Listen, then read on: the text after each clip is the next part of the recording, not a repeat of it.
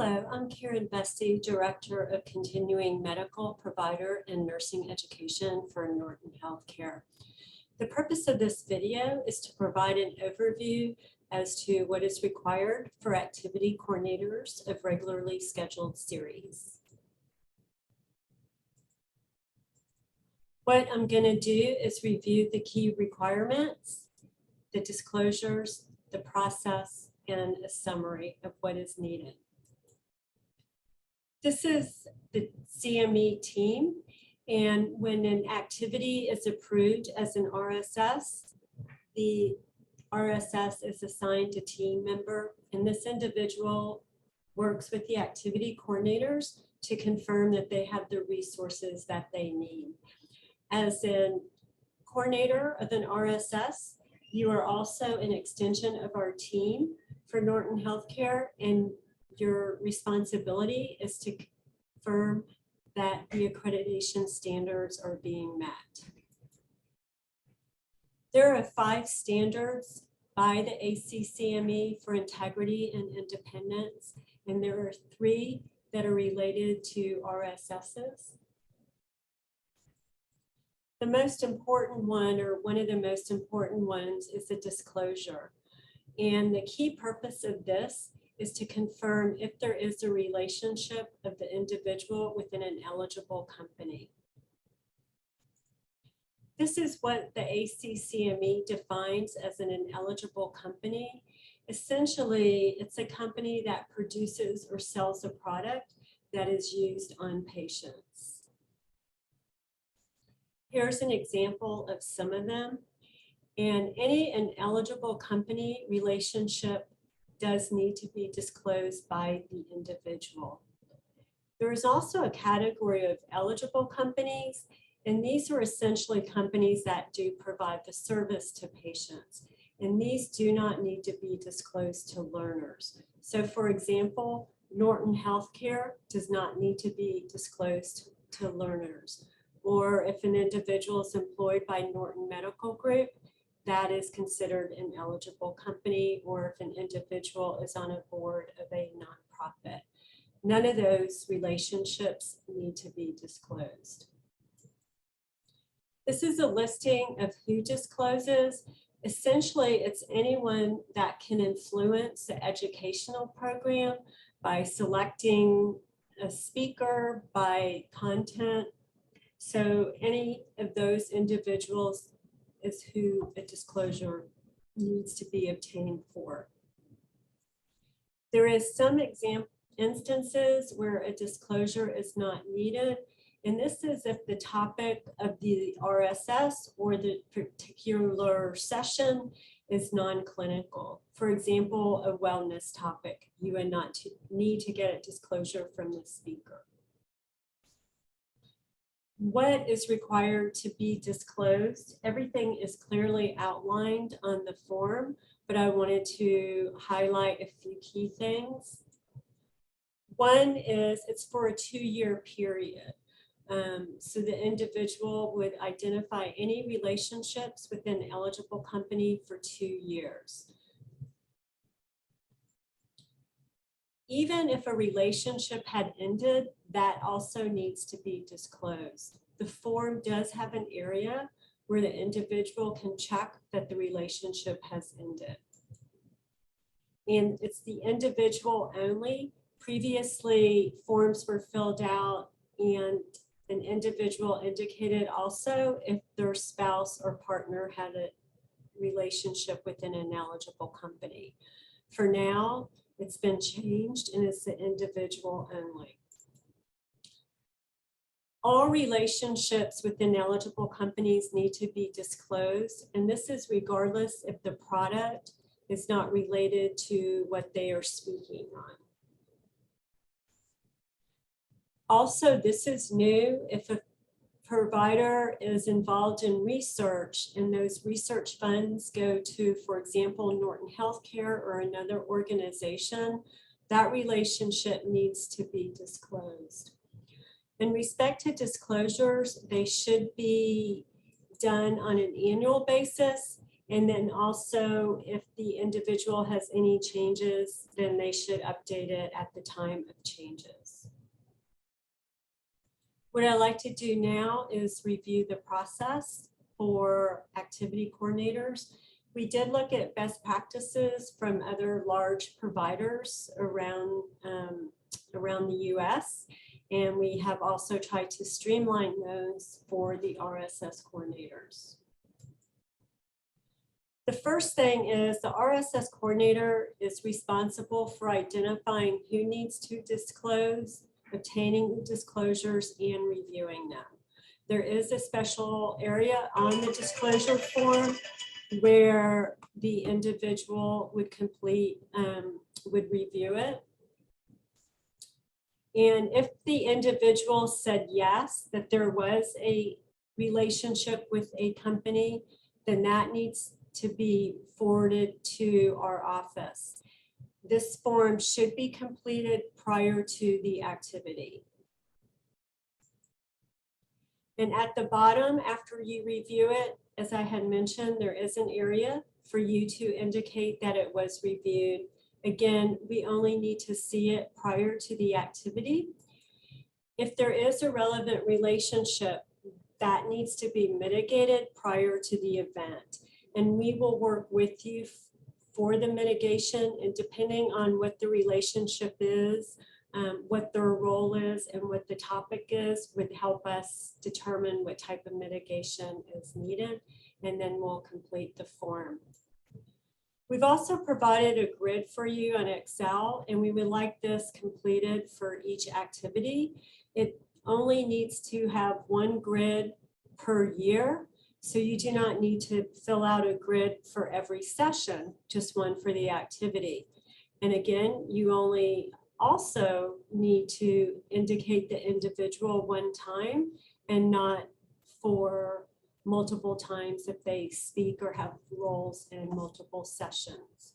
And so you would complete the grid.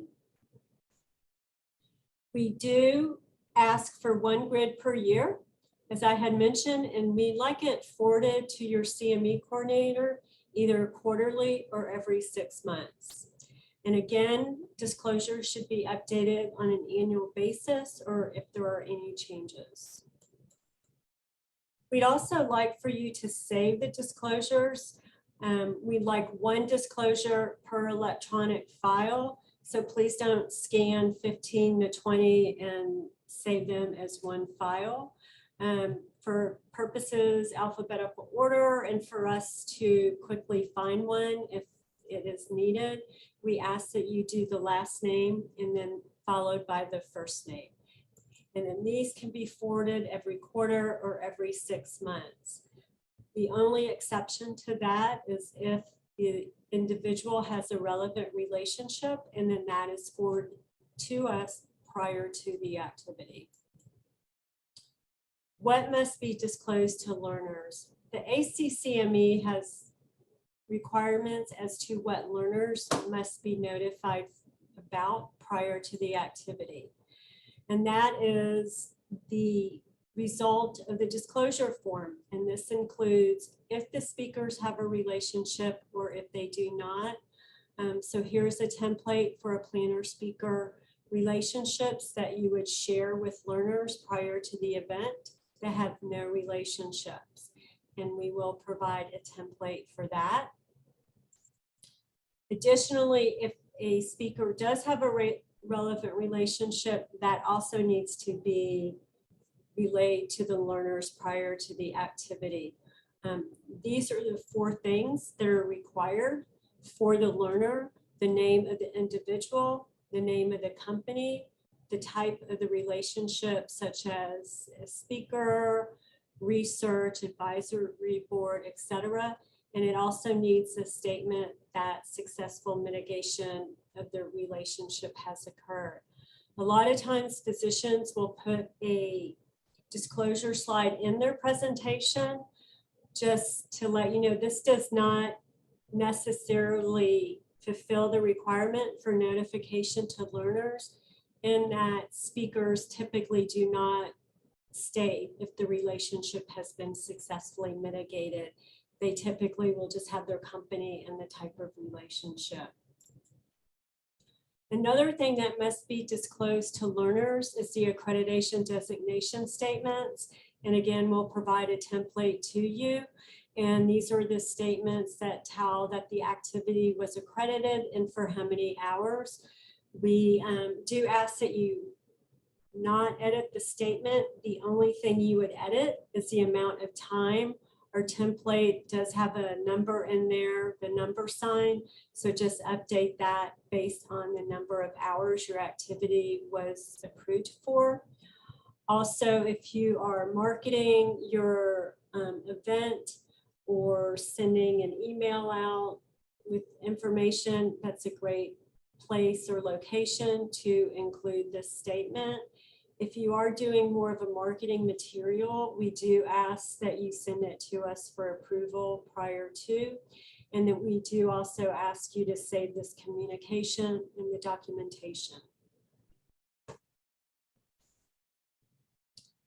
One thing that we implemented a few years ago is attendance. It's 100% automated. And the RSS coordinators will provide 6-digit codes for you for your activities as they're scheduled. And we ask that you, at the date of the activity, share it with the learners, and the code is only valid for 14 days. And we do provide a template for that as well. And this is just a screenshot of what the individual sees when they go to that QR code. And what the process is, they just sign in and then they will receive attendance in real time. We do not need a roster. If you do have a roster for your activity, that's fine. You are welcome to do that. But for them to get attendance, they need to use the automated process. For your convenience, we have all these forms and resources available. And this is where you would get those. You will go to nortoncme.com and then select the CME home and then go to helpful link and resources. And then this will populate and you will see all the forms and the templates that I shared with you in this video. We also ask when you do go to Norton CME, just check your listing, go to RSS Grand Rounds, and just make sure that everything about your activity is correct. If there's a coordinator, make sure it's the current coordinator, as well as the time. And if there's a location, make sure that is still current. And if not, just let us know and we will update that. A few things in summary, just some of the key things. 1, prior to your activity, obtain all disclosure forms, review the forms, complete the grid. If there is a relevant relationship, let the CME coordinator know, again, prior to the activity, and any email or marketing to include the accreditation and designation statements.